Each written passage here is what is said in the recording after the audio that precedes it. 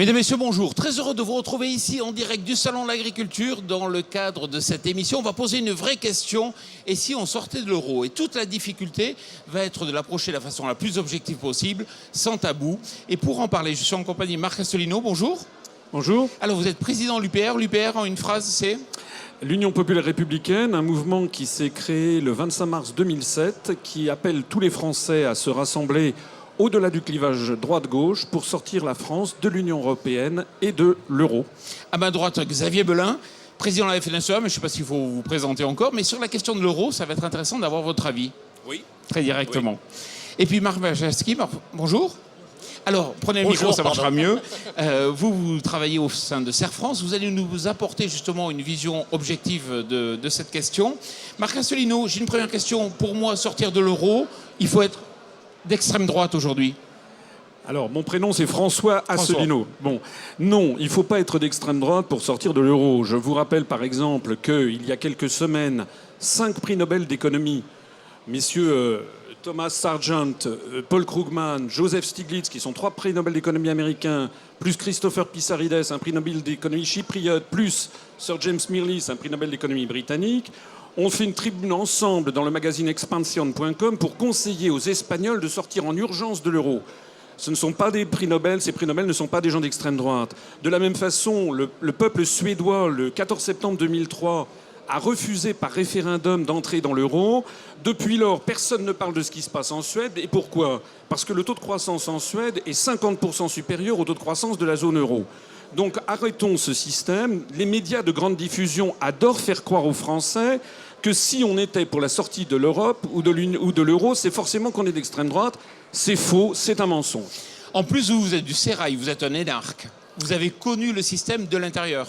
Oui, ça n'est pas uniquement un défaut, c'est aussi une qualité.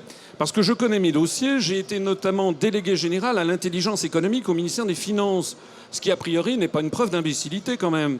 Donc ça veut dire quoi? Ça veut dire que je connais mes dossiers. Je sais où l'euro nous emmène. Il n'y a pas d'exemple, et je pèse mes mots, il n'y a pas d'exemple dans l'histoire de l'humanité d'une monnaie plurinationale comme l'euro qui n'est fini par exploser.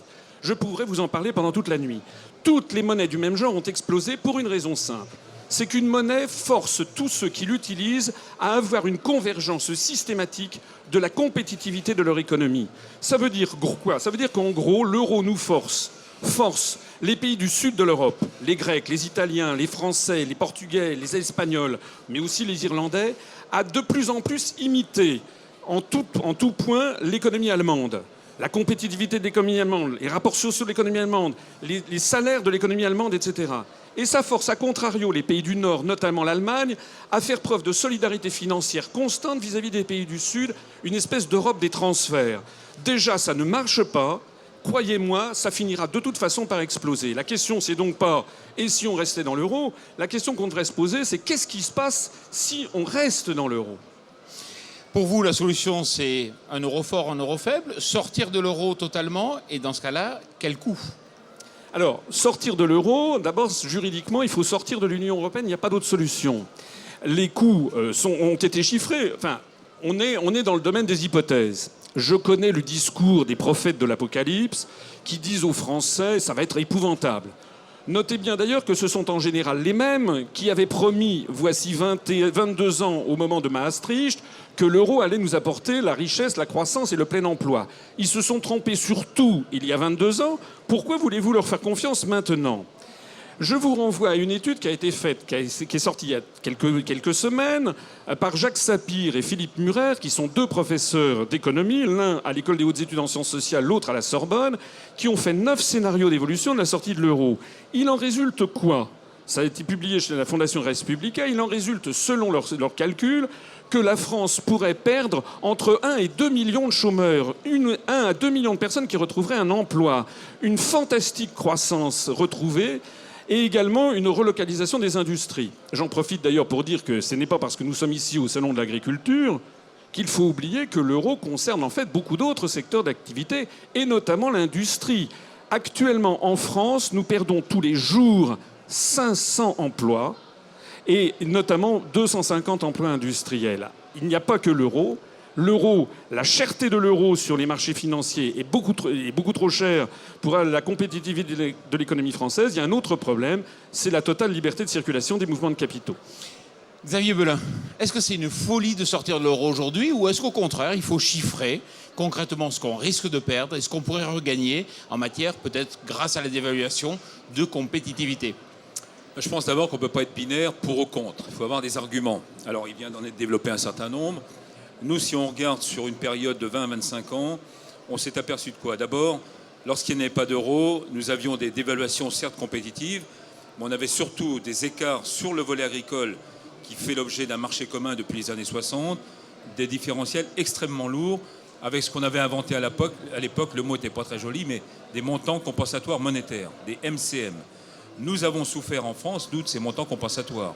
En clair, on donnait un avantage compétitif aux Allemands au seul fait que leur monnaie était plus évaluée que la nôtre. Bon. Deuxième chose, je note quand même qu'il y a 18 pays en Europe qui ont fait le choix de l'euro. 19 l'année prochaine au 1er janvier, la Lituanie va se rajouter à la liste, plus sans doute un autre qui est le Danemark qui est en train de réfléchir activement à son entrée. Sur 28 États membres, on peut se poser la question, est-ce qu'on a fait fausse route?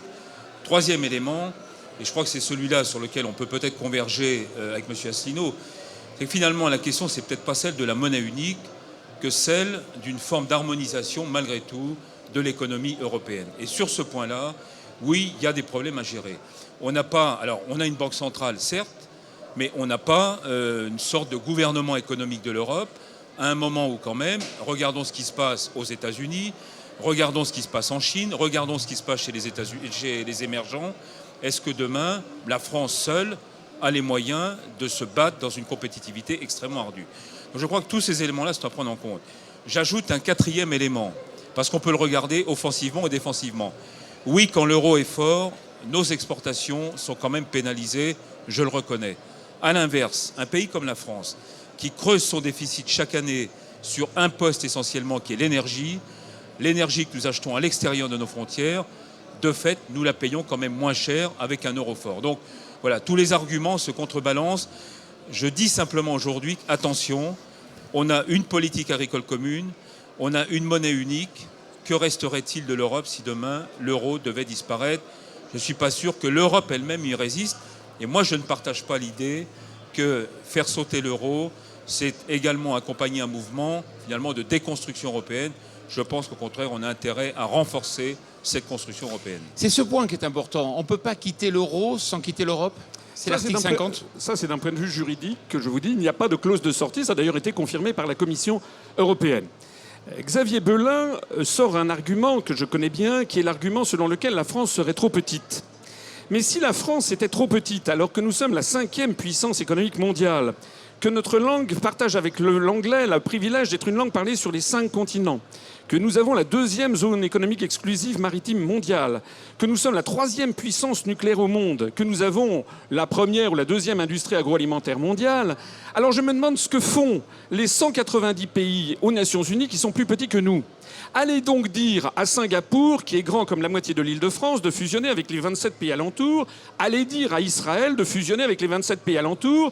Allez dire à la Nouvelle-Zélande qu'avec 3 millions d'habitants, ils sont trop petits.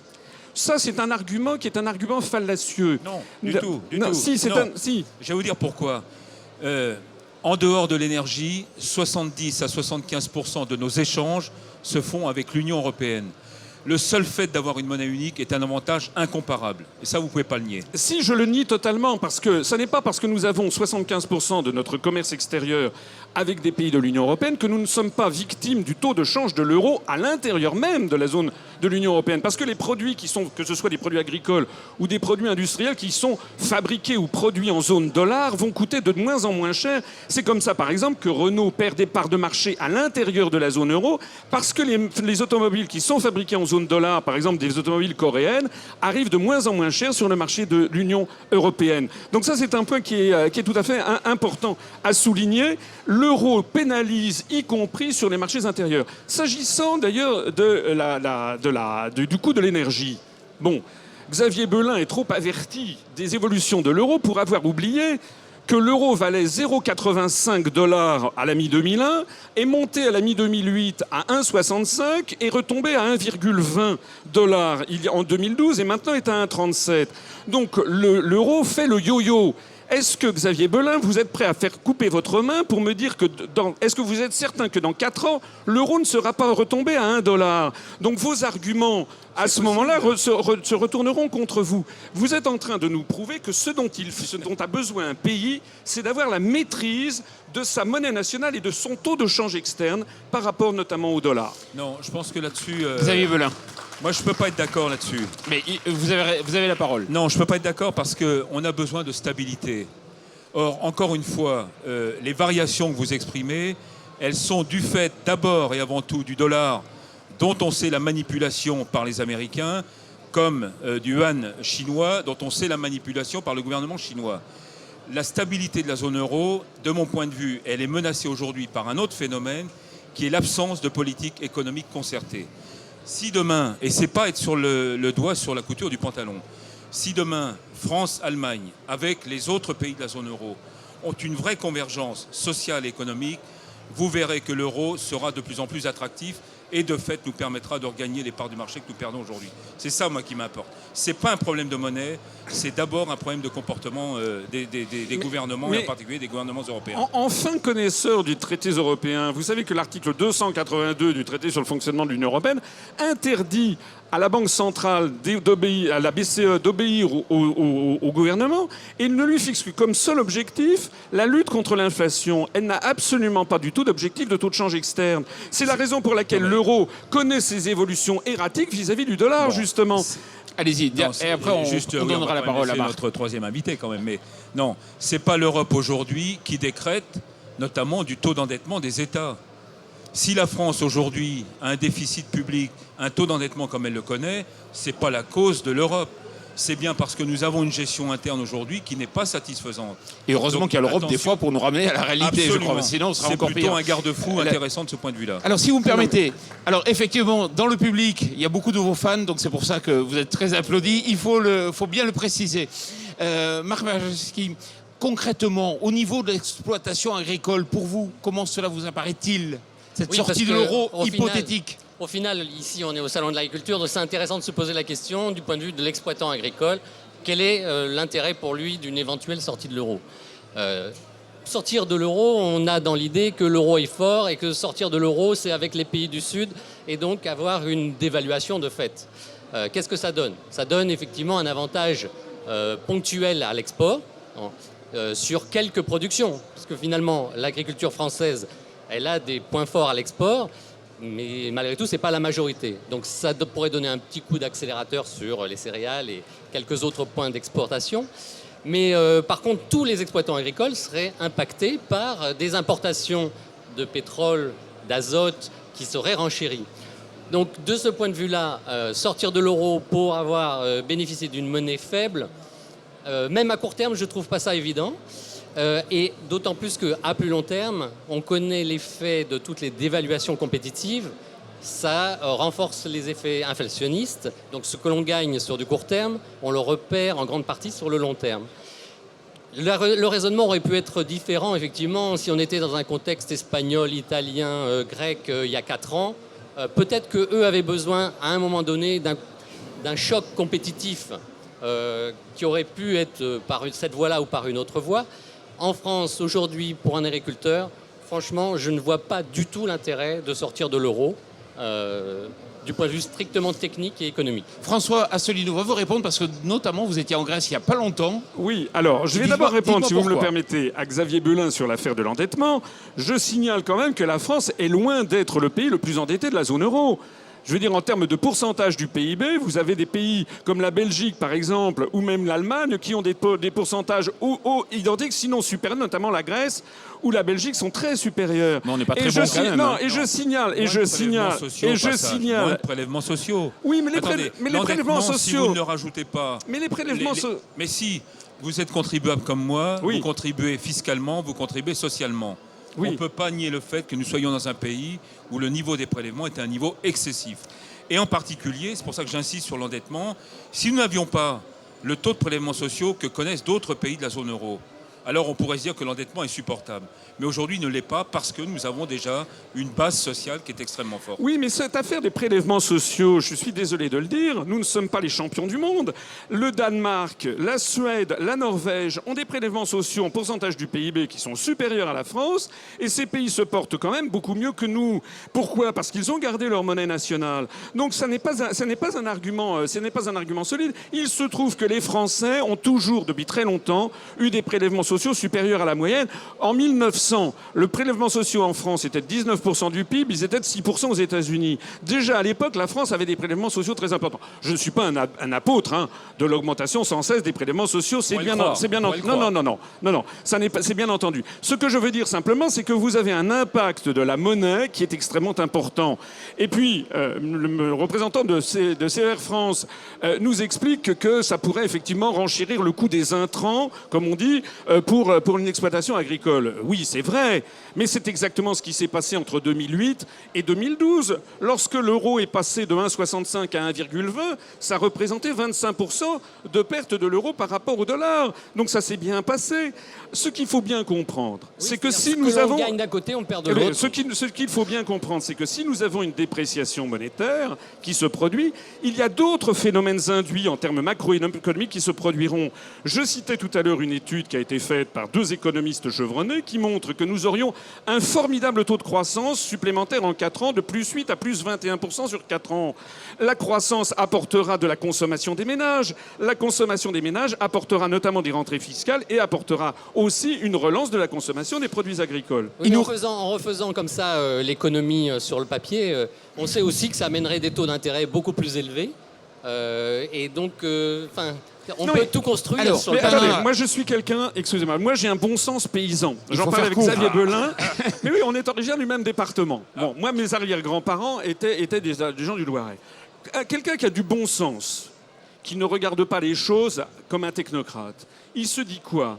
Est-ce que la France se porte mieux maintenant ou elle se portait mieux pendant les 30 Glorieuses ? C'est une question. Xavier Belin, pour nous vous. Sommes le nombre de... Attendez, ce raisonnement-là, vous pouvez le tenir dans beaucoup de pays du monde en ce moment. Bon. On n'est pas, dans les pays émergents, on est dans les pays développés. Oui, chez les émergents, c'est ce que je dis. Vous choisissez une période. Pourquoi pas remonter alors après à l'entre-deux-guerres Non, mais c'est vrai que l'Angleterre se porte pas mal là actuellement. Non, mais ça veut dire et elle n'a pas l'euro pourtant. Le fait d'avoir eu un franc qui fondait par rapport au Deutsche Mark de 1949 à 1999, on est passé de 0. Un Deutsche Mark valait 0,80 en 1949. 0 francs 80, enfin c'était 80 centimes. Bon. 0 francs 80, il était monté à 3 francs 50 en 1999 lorsqu'il s'est fondu dans l'euro. Donc le Deutsche Mark s'est continuellement apprécié par rapport au franc. Et alors, c'était la période où les Français se sont considérablement enrichis. Il faut bien que les Français comprennent qu'il n'y a pas de corrélation entre la valeur externe d'une monnaie et l'enrichissement d'une nation. Ça, c'est extrêmement important à comprendre. Alors, il nous reste 2 minutes. J'ai envie de consacrer ces 2 minutes à vous poser quelques questions un peu directes. On vous connaît peu aujourd'hui. Pourquoi dites-vous que les médias vous invitent pas ? Parce que c'est un fait. Mais pourquoi ? Mais écoutez, il faut leur demander. Moi, je passe mon temps à demander aux médias d'être... Je crois que vous savez que les médias de grande diffusion, parce que je passe beaucoup sur Internet, notre site upr.fr, j'insiste. Je crois qu'il l'a entendu. Eh bien, il est actuellement, selon Alexa Ranking, est le 2e site politique le plus visité au monde parmi les partis politiques français. Je crois que pour beaucoup de journalistes, il y a des journalistes qui parfois regardent ça d'un petit peu loin. Ils ont le sentiment que si on veut sortir de l'Union européenne et de l'euro, alors c'est qu'on est d'extrême droite. Non, la réponse est non. D'ailleurs, le Front National ne propose ni la sortie de l'Union européenne, ni même la sortie de l'euro. On peut vous rassurer là-dessus. Non, mais Mélenchon, lui, il veut rester dans l'Union fédérale. Non, attends. Il a dit, d'ailleurs, il a traité de maréchalistes ceux qui voulaient rester, qui voulaient sortir de l'euro. Nous avons un mouvement qui rassemble les Français de tous les horizons, avec d'ailleurs plutôt une majorité de Français de gauche, sur un programme qui d'ailleurs directement inspiré de celui du Conseil national de la résistance. C'est peut-être réducteur, mais qu'est-ce qui vous sépare aujourd'hui de Nicolas Dupont-Aignan, qu'on va recevoir demain, je crois, dans quelques jours ? Eh bien, allez sur son site, regardez son programme, comme pour Madame Le Pen, regardez leur profession de foi de 2012.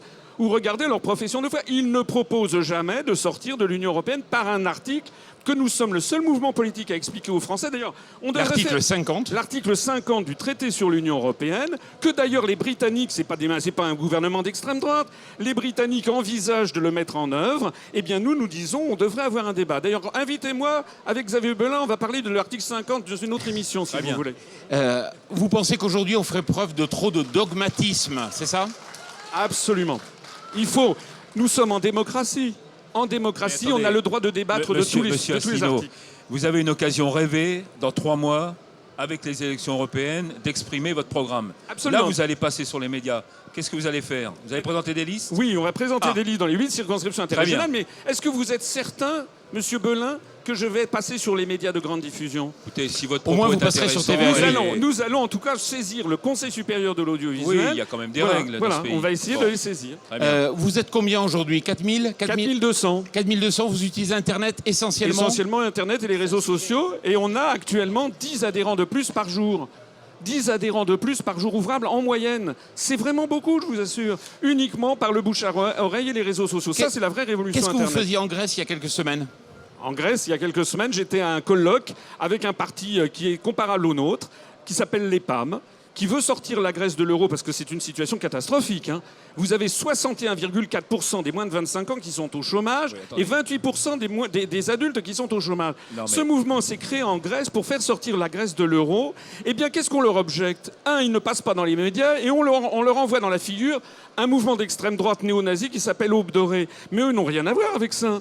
Donc il faut bien mettre dans la tête des Français que sortir de l'Union européenne et de l'euro, ce sont des sujets qui sont des sujets techniques, qu'il faut étudier à fond et qui ne doivent pas être assimilés factiquement. Et ça sera la dernière Attendez. remarque. C'est pas technique. Non, Allez-y. là on n'est pas Politique, parce technique, que mais c'est il faut sortir de l'Europe. simplement rappeler qu'à l'époque, la Grèce ne remplissait pas les conditions d'entrée dans l'euro. Qu'elle veuille en sortir aujourd'hui, ça ne pose aucun état d'âme aux autres Européens, entre guillemets. Là, on est sur un autre débat. On est sur un débat de construction européenne. Ne faisons pas de la monnaie le bouc émissaire de la construction européenne. Regardons les choses de manière plus fondamentale. Je dis pour ma part que si politiquement, si économiquement, si socialement, on n'a pas un certain nombre de convergences à l'intérieur de l'Union, alors oui, la question de l'euro se reposera comme vous la posez aujourd'hui. C'est pour ça qu'il faut travailler d'abord sur ces sujets-là et on verra comment traiter la monnaie demain. Messieurs, je vous remercie, c'était passionnant, ça fait 20 minutes qu'on débat et je vous remercie à nouveau et on se retrouve dans quelques minutes pour une nouvelle émission sur TVA Gris.